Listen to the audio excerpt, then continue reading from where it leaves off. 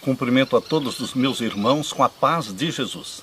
Seja bem-vindo ao estudo da lição da Escola Sabatina número 2, Crise de Liderança. Antes de começarmos o estudo, vamos orar. Pai querido que estás nos céus, na tua presença, meus irmãos e eu estamos te adorando, buscando a tua face, buscando a tua bênção, buscando a presença do Espírito Santo na nossa vida. Querido Deus, derrama sobre mim e os meus irmãos o Espírito Santo. Que o Senhor fale ao nosso coração através das mensagens do profeta Isaías. Que o Senhor fale, que o Senhor desperte a tua igreja, que o Senhor nos prepare para a volta de Jesus, pois é em nome de Jesus que pedimos. Amém. Crise de liderança. A maior tragédia espiritual não é a apostasia do povo, não é a apostasia dos membros da igreja. A maior tragédia espiritual é a apostasia da liderança. Quando os líderes se afastam de Deus, quando a liderança está em fase de apostasia, então, queridos, pouca esperança resta. Pouca esperança. Mas louvado seja Deus. Existe esperança porque existe um remanescente. Existe um remanescente de Deus porque sempre existiu um remanescente. Nunca houve um tempo na história da Terra em que Deus ficasse sem um remanescente. Nos dias de Elias existia um remanescente. Nos dias de Jesus existia um remanescente. Durante toda a Idade Média existia um remanescente. Hoje também existe. Mas, meu querido irmão, minha querida irmã, lembre-se, pertencer ao remanescente significa não pertencer à maioria. Se você faz parte da grande maioria, provavelmente você não faz parte do remanescente. Pense nisso, reflita um pouco. Eu estou gravando esta lição hoje na casa daquela amiga e irmã nossa em Cristo Jesus, que eu mencionei na minha palestra sobre o Natal, sua origem, seu significado. Aqueles que assistiram à palestra devem se lembrar da experiência que eu contei, daquela irmã que teve uma experiência com Deus com relação ao Natal. Agora, aqui na casa dela, ela me corrigiu, ela disse: pastor, eu não tive um sonho sobre o Natal. Quando eu orei a Deus, pedindo a Deus que me mostrasse a verdade, porque eu queria conhecer a verdade. Quando eu orei a Deus para conhecer a verdade sobre o significado e a origem do Natal e a celebração do Natal, porque era uma festa que eu amava festejar, amava celebrar, eu ouvi a voz de Deus. Não foi um sonho, ela me disse. Eu ouvi audivelmente a voz de Deus dizendo: você tem um ídolo dentro da sua casa. E então ela subiu no sótão da casa, buscando descobrir o que é que ela tinha dentro de casa que Deus estava dizendo que era um ídolo. E então ela tropeçou numa caixa. E ela pensou: o que está fazendo esta caixa aqui? Ela quase caiu, porque ela tropeçou na caixa. Era a caixa dos enfeites de Natal, da árvore de Natal. Mas aquela caixa não estava ali. Ela estava guardada em outro lugar. Queridos, foi o próprio anjo que puxou aquela caixa e colocou na frente dela para que ela tropeçasse na caixa e ela entendesse que o ídolo do qual Deus estava falando era exatamente a celebração desta festa de origem pagã. Lógico que nós amamos a Jesus. Lógico que nós festejamos o fato de Deus ter dado o seu Filho e ele ter se tornado um de nós nascendo nesta terra. Mas Deus ocultou o dia do nascimento de Jesus para que não fosse festejado. Queridos, Deus responde às orações daqueles que são sinceros de coração. Se você faz parte da grande maioria, provavelmente você não fará parte do remanescente. A grande maioria guarda o domingo. O remanescente guarda o sábado. A grande maioria festeja e celebra o Natal. Mas o remanescente não bebe do vinho de Babilônia. Então, meu querido irmão, pense, você faz parte da grande maioria ou você faz parte do remanescente de Deus? Não é o que a igreja diz, não é o que os pastores e líderes dizem, mas o que importa é o que a palavra de Deus diz. O assim diz o Senhor. Nossa única regra de fé e prática é a Bíblia. O que diz a Bíblia? O que diz a Bíblia é o que importa para a sua vida. Ao ser questionado por um dos seus discípulos acerca do que era necessário para um bom governo, Confúcio respondeu: comida suficiente, arma suficiente e a confiança do povo. Mas, perguntou o discípulo, imagine que você não tenha escolha senão dispensar um desses três. Ao que você renunciaria? Armas? Disse Confúcio. Eu renunciaria às armas. E o discípulo insistiu. Imagine que você tivesse que dispensar então 2 destes 3 itens. Qual seria a sua renúncia? Confúcio respondeu, eu renunciaria à comida, pois desde a antiguidade a fome tem sido a sina de todos os homens. Mas um povo que não confia mais em seus governantes, de fato está perdido. Queridos, a pior crise é quando realmente nós não podemos confiar na liderança. Por quê? Nós precisamos de líderes. No tempo do povo de Israel, quando o líder se apegava a Deus e era fiel a Deus, todo o povo prosperava. Vinha reavivamento, vinha reforma para o povo todo.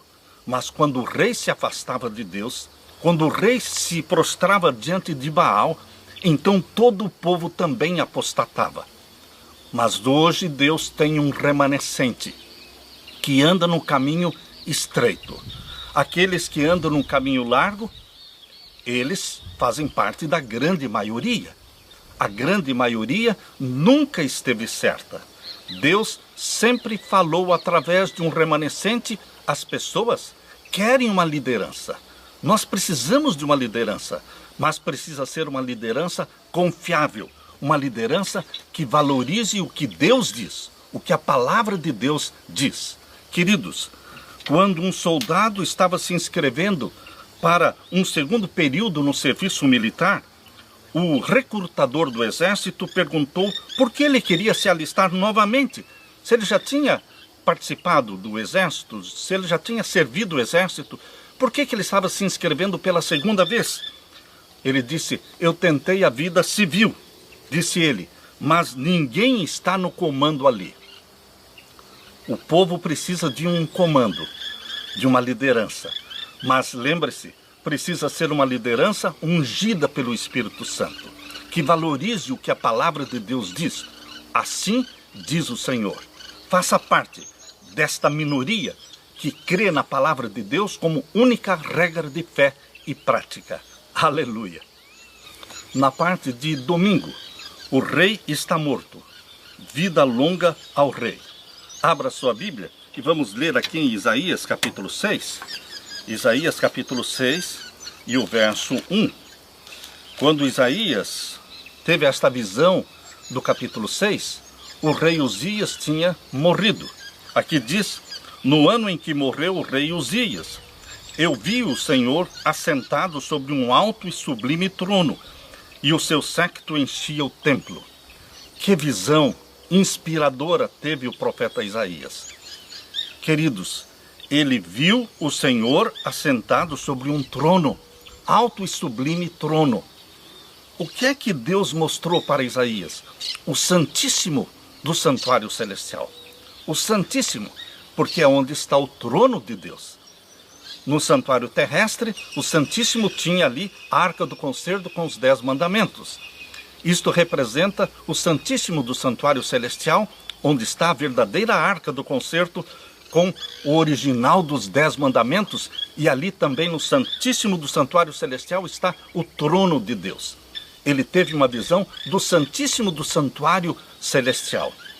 Por que Isaías menciona aqui o ano em que morreu o rei Uzias? Porque foi num ano de crise. Foi um ano em que a liderança sumiu. O rei morreu. Queridos, Uzias, ele era um rei fiel a Deus, ele se apegou a Deus, ele trouxe reavivamento e reforma para o povo de Deus, mas juntamente com a prosperidade, juntamente com a fama, com a posição de ser admirado por todos e muito abençoado por Deus, juntamente com estas bênçãos, veio também a tentação, veio também a presunção, quando ele se achou no direito de oferecer incenso e sacrifício lá no santuário, quando somente os que eram da tribo de Levi, da linhagem de Arão, podiam oferecer incenso. O rei Uzias, ele pretensamente, presunçosamente, ele quis ele mesmo oferecer, quando ele foi rejeitado por Deus e ele foi acometido de uma lepra que durou o resto da sua vida. Sabe, meu querido irmão, não importa quantos anos você e eu estamos obedecendo a Deus e andando nos caminhos de Deus, nós não podemos ser presunçosos. Nós não podemos nos esquecer que poderemos cair em qualquer tempo, em qualquer posição em que estivermos. Não importa quão velho seja eu, não importa a sua idade, nossa mão tem que estar sempre agarrada em Jesus Cristo. Aquele que não estiver ligado na videira, aquele que não estiver unido intimamente com Jesus Cristo, ele vai apostatar, ele vai cometer pecados. Mas junto de Jesus, o pecado se torna repulsivo para você. Junto de Jesus, ele vai nos proteger da presunção. Embora o reinado de Uzias tenha sido longo e próspero, depois que Uzias se tornou poderoso, diz a Bíblia, o seu orgulho provocou a sua queda. 2 Crônicas, capítulo 26 e o verso 16. Ele tentou oferecer incenso no templo, quando os sacerdotes tentaram impedi-lo, pois ele não tinha autorização para fazer isso, em virtude de não ser da descendência de Arão. O rei ficou irado. Naquele momento, o Senhor imediatamente o atingiu com uma lepra que ele teve até o dia da sua morte, e morou, por ser leproso, numa casa separada, porque foi excluído da casa do Senhor, segundo Crônicas 26, 21. Que ironia! Isaías ter tido uma visão do puro, imortal e divino rei em seu templo, no templo celestial, ao mesmo tempo em que o impuro rei humano Uzias tinha morrido. Há um contraste aqui marcante entre o rei Uzias e Isaías. Uzias buscou a santidade em presunção, pelo motivo errado, pelo orgulho, e em vez disso, tornou-se ritualmente impuro, de modo que foi separado da santidade. Isaías, por outro lado, permitiu que a santidade de Deus o alcançasse, o tocasse, admitiu sua fraqueza, ansiava por uma pureza moral, o que acabou recebendo, conforme diz em Isaías 6, 5 a 7, ele foi tocado pelo anjo, ele foi tocado pela brasa viva que foi tirada do altar e purificado do seu pecado. Todo aquele que quiser santidade vai receber a santidade de Jesus. Todo aquele que confessa o seu pecado será tocado pela brasa viva do altar e purificado do pecado. Nós temos que reconhecer nossa pecaminosidade. Como o coletor de impostos, lá na parábola de Jesus, Isaías foi justificado. Jesus disse na parábola: porque todo o que se exalta será humilhado, mas o que se humilha será exaltado. Lucas capítulo 18, verso 14.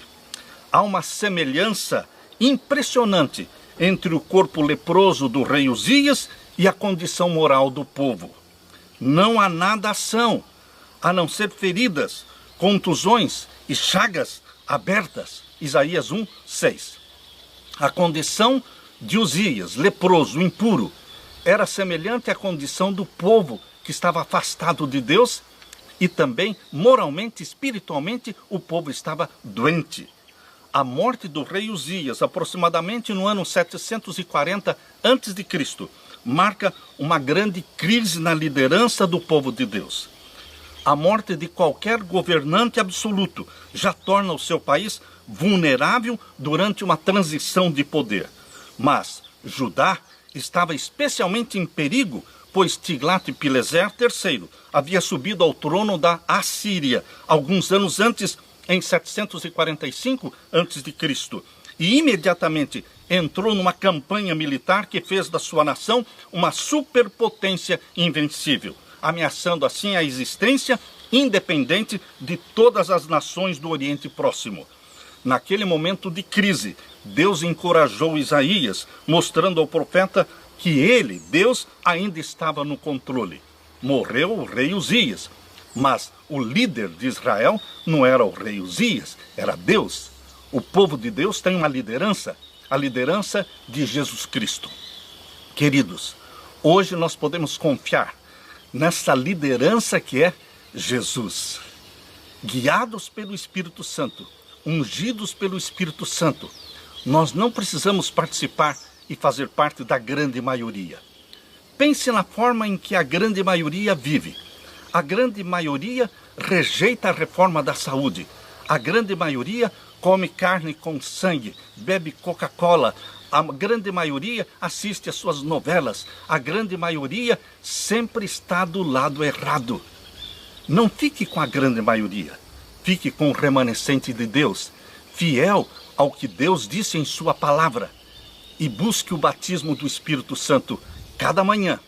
E Deus o abençoará com a bênção que ele deu para Elias, com a bênção que ele deu para o profeta Isaías. Ele tem a bênção para você também. Na parte de segunda-feira, Santo, Santo, Santo. Abra sua Bíblia agora em Isaías, capítulo 6. Nós vamos ler o verso 1 até o verso 4. Eu amo esta expressão, essa tríplice expressão, santo, santo, santo.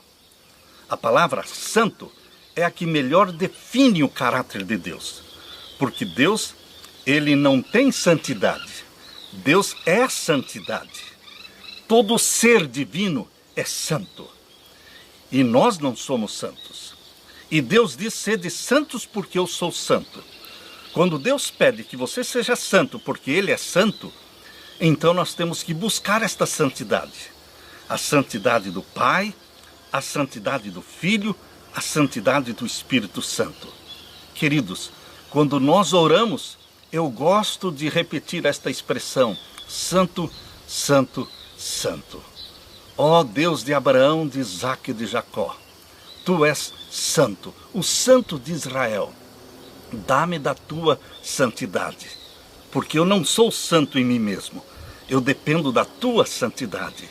Coloca a tua mão sobre a minha cabeça, Pai querido, em nome de Jesus, e derrama sobre mim o Espírito Santo, para que ele me faça santo como Jesus.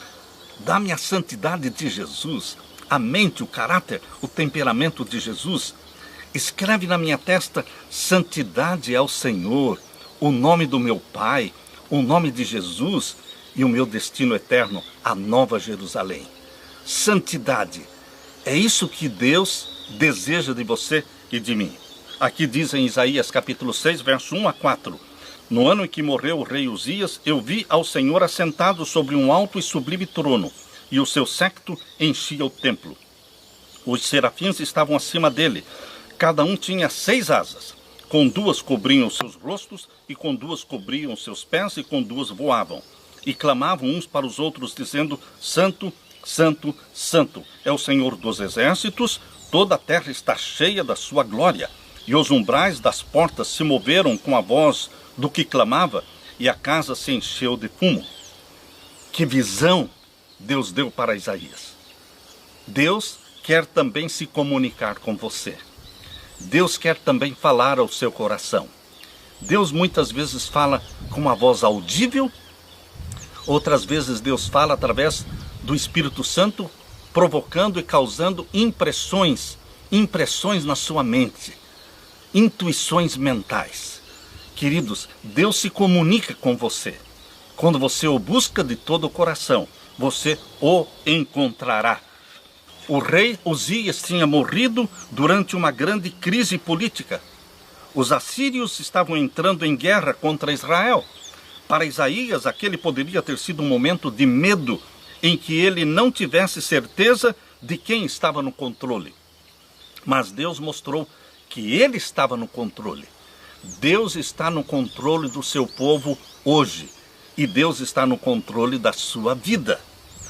Ao ser tomado em visão, Isaías contemplou a glória de Deus em seu trono, ouviu a antífona dos serafins resplandecentes, abrasadores, clamando as palavras Santo, Santo, Santo.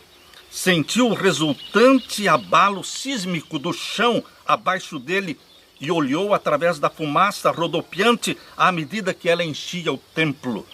Deve ter sido uma experiência impressionante. Com certeza, Isaías agora sabia quem estava no controle do povo de Judá. Quem está no controle da sua vida? Onde estava o Senhor na visão? No templo. Mas em qualquer lugar do templo? Não, no Santíssimo do templo celestial. Ezequiel, Daniel, João, eles estavam no exílio quando receberam suas respectivas visões. Como Isaías, eles precisaram do consolo, do encorajamento de saber que Deus ainda estava no comando do seu povo. Mesmo que seu mundo estivesse desmoronando, Daniel, Ezequiel eram cativos em uma nação pagã que havia destruído sua terra, e João foi exilado em uma ilha de Patmos deserta por um poder político hostil. Evidentemente, essas visões lhes deram o que eles precisavam para permanecerem fiéis, mesmo durante situações de crise. Hoje nós vivemos em tempo de crise. E hoje Deus está derramando o Espírito Santo sobre todo aquele que busca, todo aquele que quer, todo aquele que confessa os seus pecados, todo aquele que diz assim: Senhor, eu estou aberto, eu estou disposto, não para defender ideias próprias, meus gostos, meus caprichos, eu estou disposto a ouvir a tua voz, conhecer a tua vontade, conhecer a verdade sobre isso, a verdade sobre aquilo. Mostra-me, porque eu quero fazer a tua vontade, unicamente a tua vontade. Queridos, Deus vai responder a sua oração.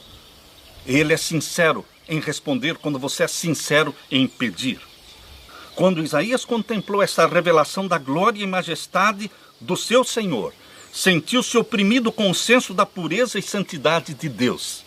Que contraste entre a incomparável perfeição do seu Criador e a conduta pecaminosa dos que, como ele, Isaías, faziam parte do povo escolhido de Israel, de Judá. A santidade transcendente de Deus, enfatizada na visão de Isaías, é um apelo fundamental da sua mensagem. Deus é santo e exige santidade do seu povo.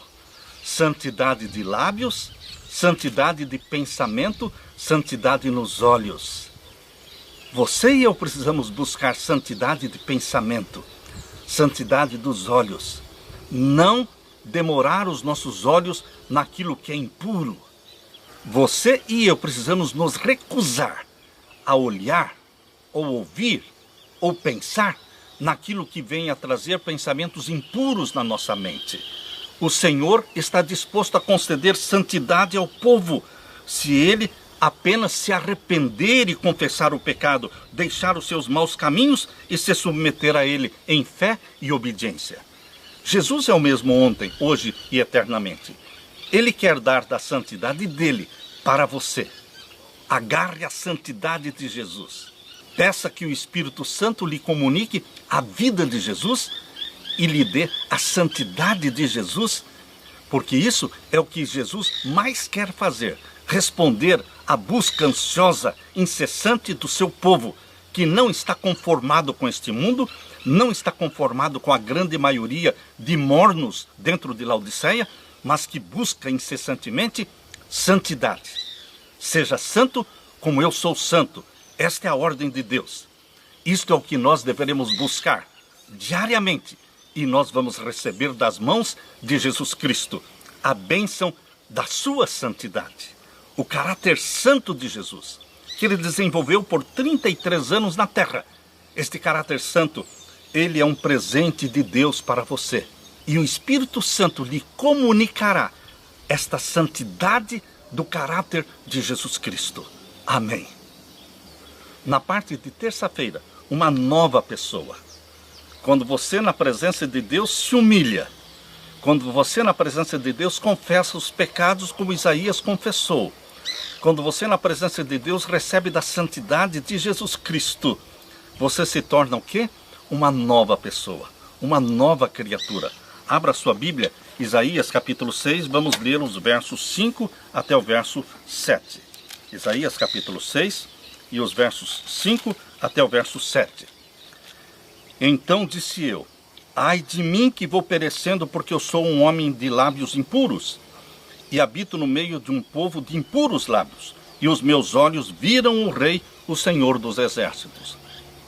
Queridos, pode ser que distante de Deus, alguém se ache muito bom, alguém se ache muito santo, mas na presença de Deus, nós contemplando a santidade de Deus, nós nos sentimos pecadores, impuros, como Isaías.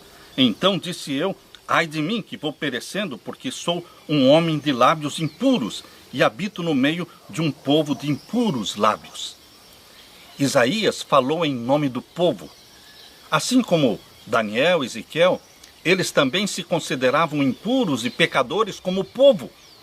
Embora a condição espiritual de Ezequiel, de Daniel, de Isaías fosse de maior comunhão com Deus, de maior intimidade com Deus, mas eles, na oração que fizeram a Deus, eles não se excluíram do povo. Eles falaram da pecaminosidade do povo e se incluíram nesta pecaminosidade. Queridos, nós estamos com o povo de Deus. Nós fazemos parte da igreja de Deus. Mesmo que não façamos parte dos mornos da igreja, mas nós fazemos parte da igreja de Deus. Nós não nos consideramos e não podemos nos considerar mais santos do que ninguém. Em nossas orações devemos interceder pelo povo de Deus hoje, incluindo-nos, dizendo: teu povo está apostatado, Senhor. Teu povo está andando nos caminhos do mundo, seguindo a grande maioria, andando no caminho largo. Perdoa-nos, Pai querido, como povo teu. Reaviva-nos. Nós temos que nos incluir, assim como Daniel se incluiu na sua oração, confessando o pecado do povo e os seus pecados, assim como Isaías também. Por isso Isaías diz: ai de mim, que vou perecendo, porque sou um homem de lábios impuros, e habito no meio de um povo de impuros lábios, e os meus olhos viram o Rei, o Senhor dos Exércitos. Hoje, Deus pode se revelar a você como se revelava no passado. Ele é o mesmo ontem, hoje e eternamente. O verso 6 diz: mas um dos serafins voou para mim, trazendo na sua mão uma brasa viva que tirara do altar com uma tenaz. E com ela tocou a minha boca, e disse: eis que isto tocou os teus lábios, e a tua iniquidade foi tirada, e purificado o teu pecado. O que é que eu e você mais precisamos? O perdão de Deus, a purificação dos nossos pecados. Mas nós precisamos confessar os pecados, mesmo aqueles pecados que você considera não pecado. Queridos, nós pertencemos ao povo de Deus. Nós ouvimos o chamado de Deus: sai dela, povo meu, sair de Babilônia. Mas muitas vezes podemos estar ainda bebendo do vinho de Babilônia.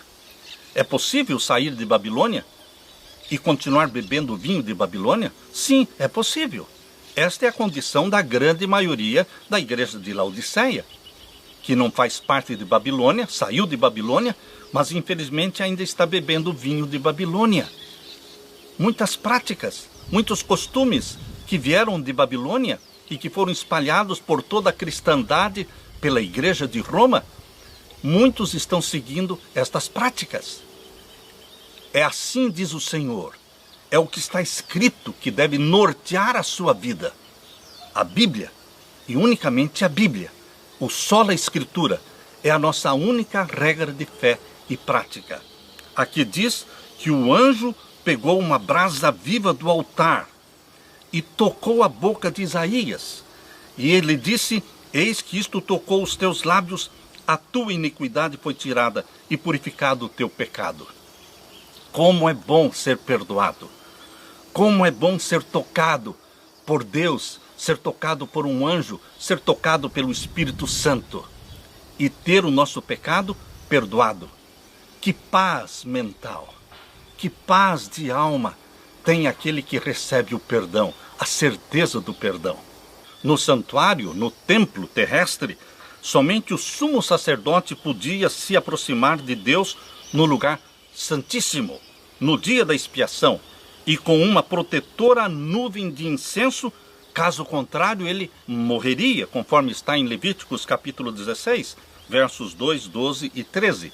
Isaías viu o Senhor, embora não fosse sumo sacerdote, nem estivesse queimando incenso. O templo de Deus se encheu de fumaça, Isaías 6,4, lembrando-nos da nuvem na qual a glória de Deus apareceu no dia da expiação, Levíticos 16:2.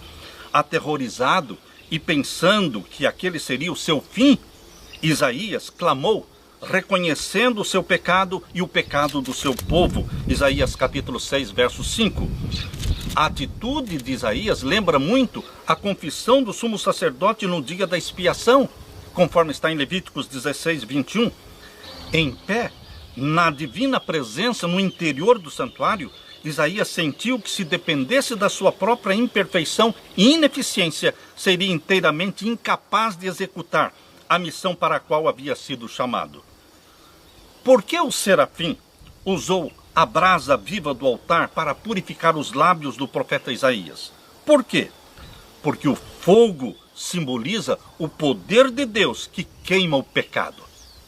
Queridos, nossos pecados precisam ser queimados pelo fogo sagrado. Nós precisamos ser purificados. O fogo purifica. E é isso que você e eu precisamos, purificação. A purificação vem pelo sangue de Jesus Cristo. O serafim explicou que quando a brasa tocou os lábios do profeta, a culpa e o pecado foram removidos. Purificado, Isaías podia oferecer um puro louvor a Deus. O fogo é um agente de purificação, pois queima a impureza. Mas o serafim usou uma brasa do fogo sagrado e especial do altar, que Deus havia acendido e que era mantido permanente, em combustão permanente ali.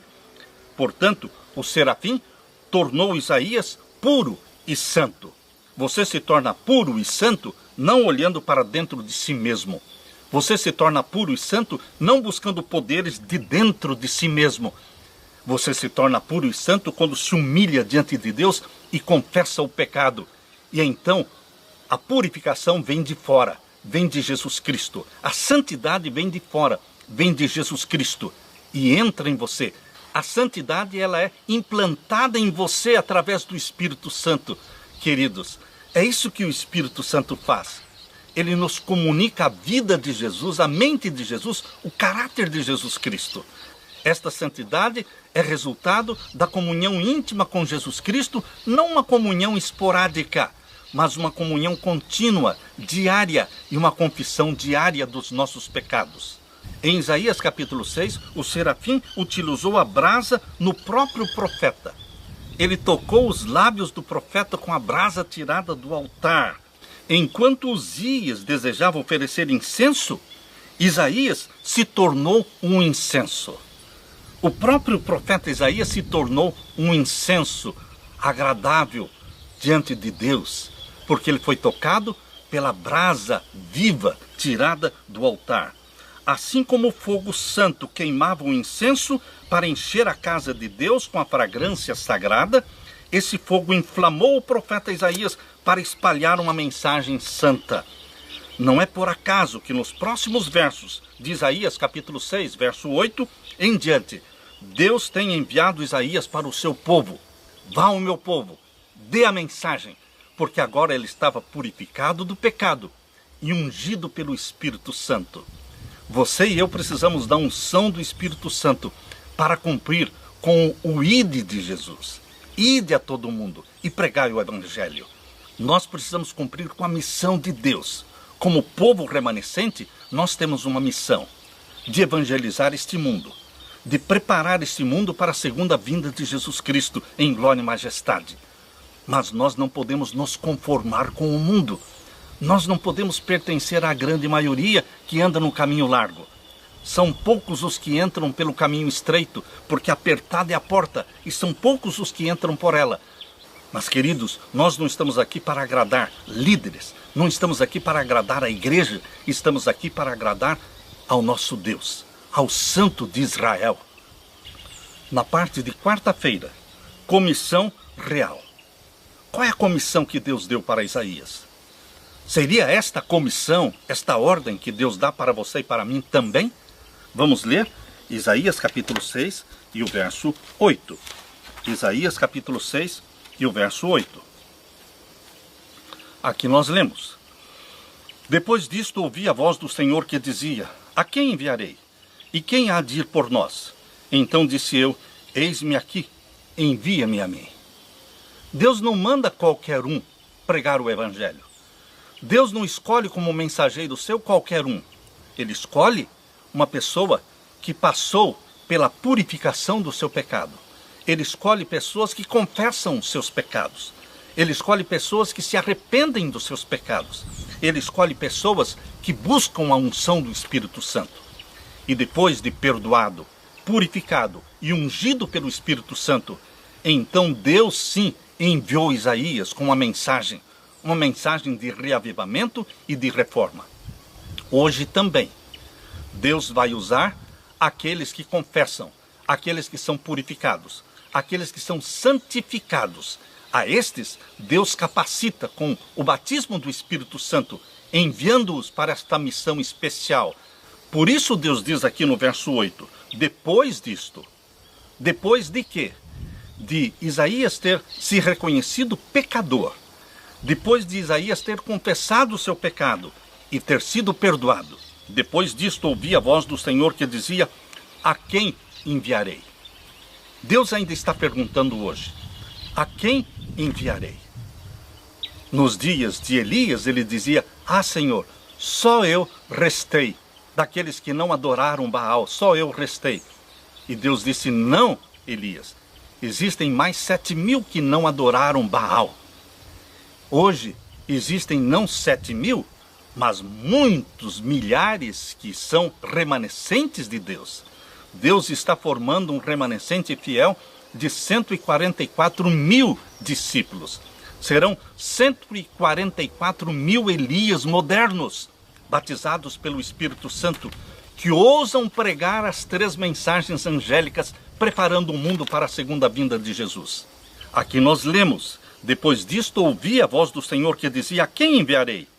E quem há de ir por nós? Então disse eu: Eis-me aqui, envia-me a mim. Queridos, esta disposição de ser enviado por Deus, esta disposição de fazer a vontade de Deus, esta disposição de responder o chamado de Deus, eis-me aqui, envia-me a mim, tem um preço. Você perde amigos, você perde a popularidade, você pode ser criticado, você pode ser disciplinado, você pode ser excluído, você será perseguido, porque Isaías foi perseguido. Lembre-se que Isaías foi cerrado ao meio. Isaías foi morto por um dos reis. Mas, queridos, existe um preço para ser fiel. Existe um preço para ser remanescente. Mas que importa o preço que teremos que pagar? O importante é cumprir com a vontade do nosso Deus, nosso Pai, nosso querido Jesus Cristo. Por isso, a resposta de Isaías foi: Eis-me aqui, envia-me a mim. Será que você está disposto a ser o enviado de Deus? O livro de Isaías não começa como outros livros proféticos da Bíblia, com a descrição do seu chamado profético. Em outras palavras, Isaías já devia ter sido chamado para ser profeta mesmo antes dos eventos de Isaías capítulo 6. A Bíblia mostra que um encontro divino pode encorajar um profeta mesmo após o início do seu ministério. Em contraste com outros exemplos em que Deus ordenou a outras pessoas que atuassem como profeta, Isaías capítulo 6 mostra o profeta se oferecendo para uma missão especial. Parece que os capítulos de 1 a 5 de Isaías apresentam as condições em que o profeta havia sido chamado pela primeira vez, após as quais Deus reavivou seu ministério ao encorajá-lo no templo e reconfirmar sua comissão como porta-voz do Senhor. Deus encorajou Isaías no seu templo. Há evidências em outras partes da Bíblia de que o santuário de Deus era um local de encorajamento? Sim, no santuário de Deus, quando você pela fé penetra no santuário de Deus, na presença de Deus, ali você vai ser encorajado, reavivado, animado, batizado pelo Espírito Santo. Por isso o convite da palavra de Deus diz aqui em Hebreus capítulo 4. Hebreus capítulo 4, verso 14 em diante. Abra sua Bíblia. Hebreus capítulo 4 e os versos 14 em diante. Aqui nós lemos: visto que temos um grande sumo sacerdote, Jesus, Filho de Deus, que penetrou nos céus, retenhamos firmemente a nossa confissão. Nós temos que entrar no santuário celestial pela fé, em nome de Jesus Cristo. Ele é o canal, ele é o caminho que nos conduz ao Santíssimo do Santuário Celestial, à presença do trono onde o nosso Pai está assentado. Porque não temos um sumo sacerdote que não possa se compadecer das nossas fraquezas, porém um que, como nós, em tudo foi tentado, mas sem pecado. Jesus Cristo foi um único ser humano que viveu sem pecado. Nasceu sem pecado, viveu sem pecado. Queridos, ele foi gerado pelo Espírito Santo no ventre da Virgem Maria. Diferente de você e de mim, que não somos gerados pelo Espírito Santo no ventre materno, mas nós somos gerados pelo Espírito Santo quando abraçamos a Jesus Cristo. Quando nós nascemos da água e do Espírito, nós nascemos espiritualmente. E aquela natureza santa de Jesus é gerada em você pelo Espírito Santo num novo nascimento. E então, depois de nascidos do Espírito Santo, nós vamos buscar uma bênção maior, que é o batismo do Espírito Santo, na sua, na minha vida. E este batismo tem que ser diário. Por isso, queridos, aqui no verso 16, o convite é que nos acheguemos ao trono de Deus. Não é ficar longe do santuário, não é ficar longe do Santíssimo. O convite é: acheguemo-nos. Verso 16, cheguemos, pois, com confiança ao trono da graça. Jesus Cristo está no Santíssimo do Santuário Celestial, junto ao Pai. E você tem que se introduzir lá, pela fé. Ele abriu o caminho. Cheguemo-nos, pois, com confiança ao trono da graça, para que possamos alcançar misericórdia e achar graça, a fim de sermos ajudados em tempo oportuno. Isaías viu o Senhor assentado no seu trono, no Santíssimo. E o convite de Jesus Cristo é: acheguemo-nos também. Vamos entrar também no Santíssimo, pelo vivo caminho aberto por Jesus Cristo, através do seu sangue, da carne dilacerada, da carne de nosso Jesus Cristo, que foi rasgada no Calvário. Ele abriu um caminho vivo que nos conduz ao céu. Aqui também em Hebreus capítulo 10 menciona isso. Hebreus capítulo 10, verso 19, diz assim: tendo, pois, irmãos, ousadia para entrar no santuário. Onde é que você tem que entrar? No santuário. Santuário da terra ou do céu? No santuário celestial. Que lugar do santuário celestial você tem que entrar? Onde está o trono de Deus. E Jesus abriu o caminho. Diz aqui o verso 20: pelo novo e vivo caminho que ele, Jesus, nos consagrou, pelo véu, isto é, pela sua carne. Aquele véu que separava o lugar santo do Santíssimo, ele foi rasgado no momento em que Jesus morreu na cruz do Calvário. Lembram-se vocês? Quando Jesus Cristo morreu na cruz do Calvário, o véu que separava o lugar santo do Santíssimo foi rasgado de cima embaixo. Queridos, isto mostra que entre o lugar santo e o Santíssimo do Santuário Celestial, o véu não é mais obstáculo para você não entrar no Santíssimo. Porque Jesus Cristo abriu este novo e vivo caminho, rasgando o véu, rasgando a sua carne, dilacerando a sua carne na cruz do Calvário.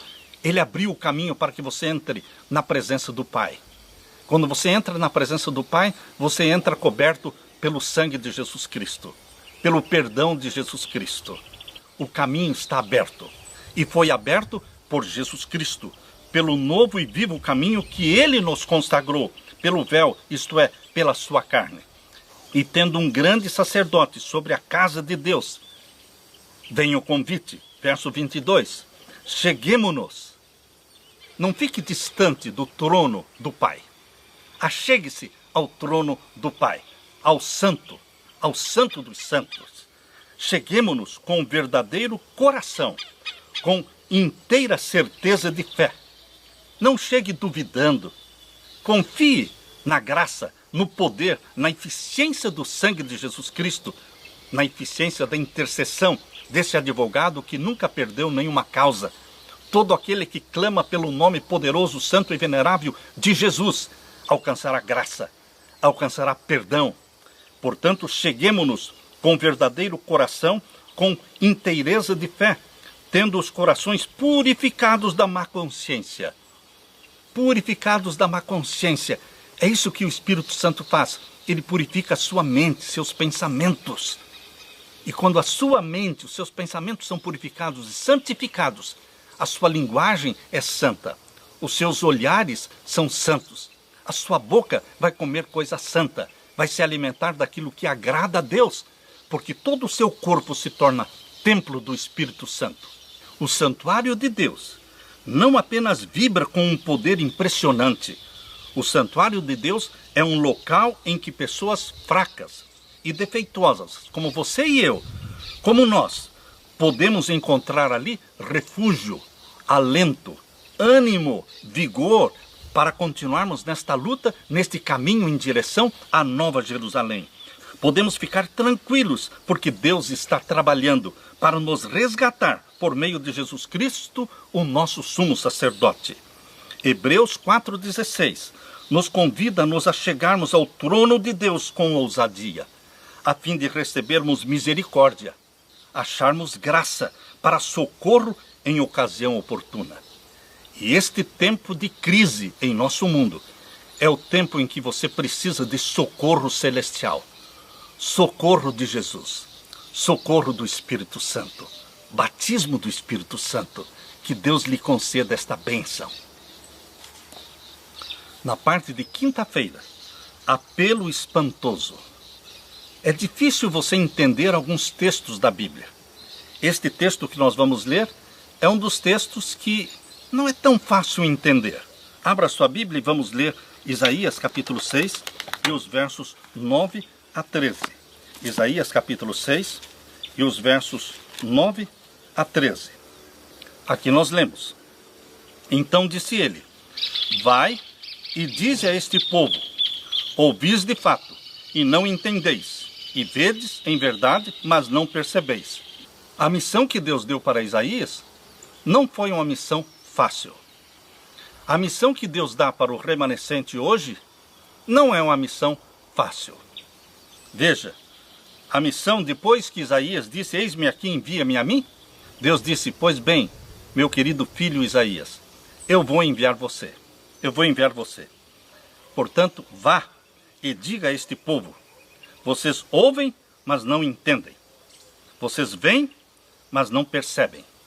E o verso 10 diz assim: engorda o coração deste povo, endurece-lhe os ouvidos, fecha-lhe os olhos, não venha ele a ver com os seus olhos, e a ouvir com os seus ouvidos, e a entender com o seu coração, e a converter-se e a ser sarado.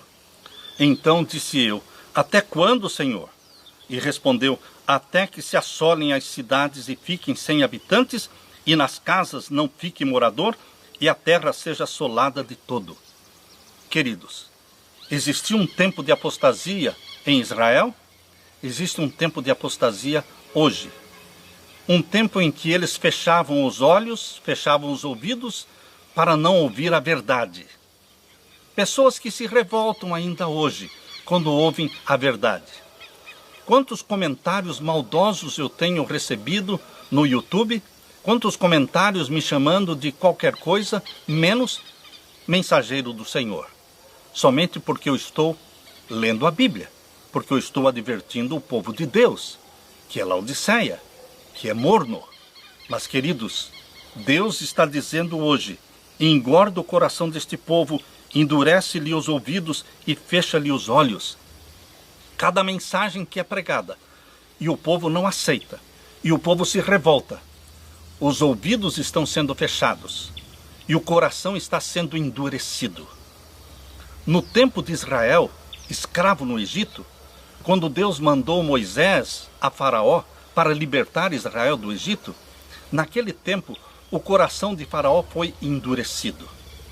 Mas, queridos, Quando a Bíblia diz que Deus endureceu o coração de Faraó, não foi que Deus intencionalmente endureceu o coração de Faraó.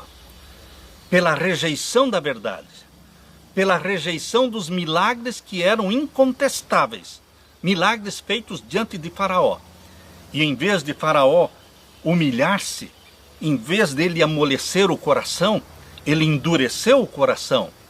E então Deus entregou o Faraó para Satanás. Por que Deus entregou o Faraó para Satanás? Porque ele recusou a verdade. Primeiro Deus manda o ministério da verdade. A verdade precisa ser pregada e, se for crida, trará salvação.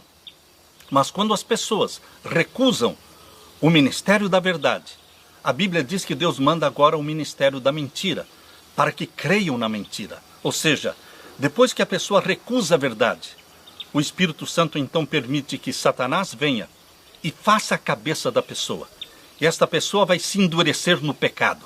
Esta pessoa vai se tornar pior do que os ímpios, porque ela conhece a verdade e ela rejeitou a verdade. Ela se torna pior do que os ímpios.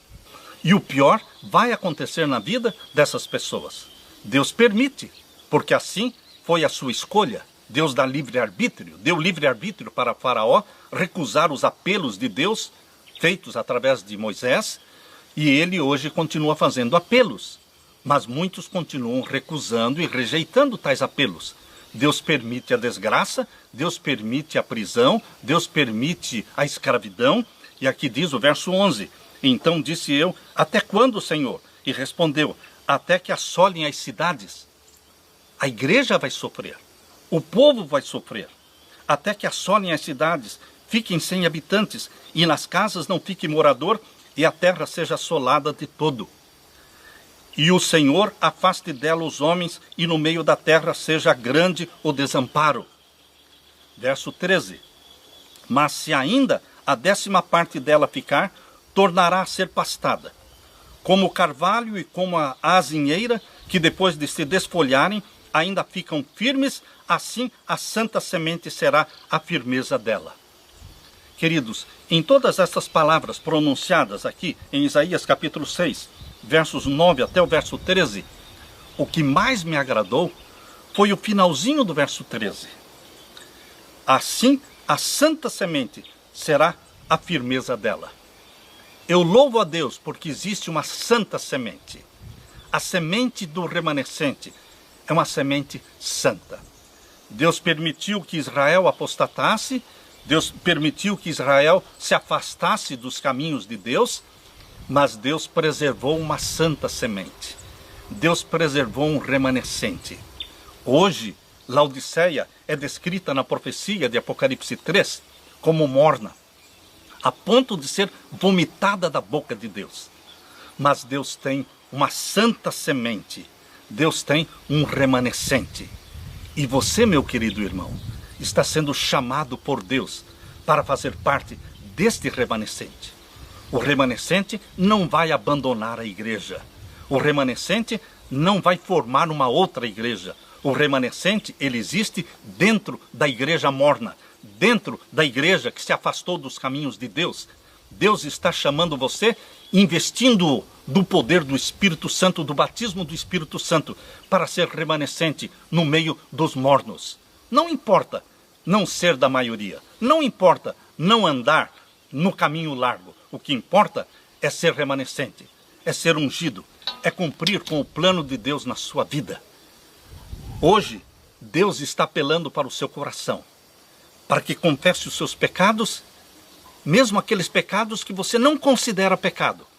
Confesse-os, abandone-os, seja sincero em falar, Senhor, se tem algum pecado em minha vida e que eu não estou reconhecendo, mostra-me, porque eu não quero defender os meus pecados, eu quero confessá-los. Eu quero conhecer a verdade, sem reservas. Eu entrego o meu ser todo para o Senhor. Jesus Cristo vai purificar você, tocando-o com a brasa viva do altar. E então você vai responder com Isaías, eis-me aqui, envia-me a mim. E você vai ser ungido, você vai ser um enviado de Deus para este tempo.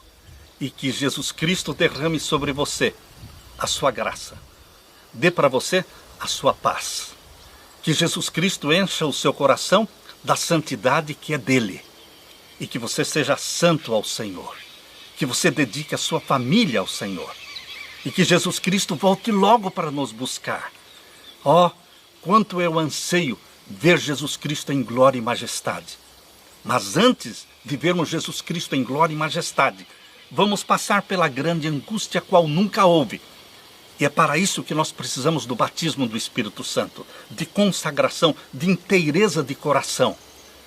Por isso eu peço que Deus derrame o Espírito Santo sobre você e dê para você a santidade de Jesus. Sede santos, porque eu sou santo. Santidade ao Senhor. Fique com a graça e a paz de meu Jesus. Amém.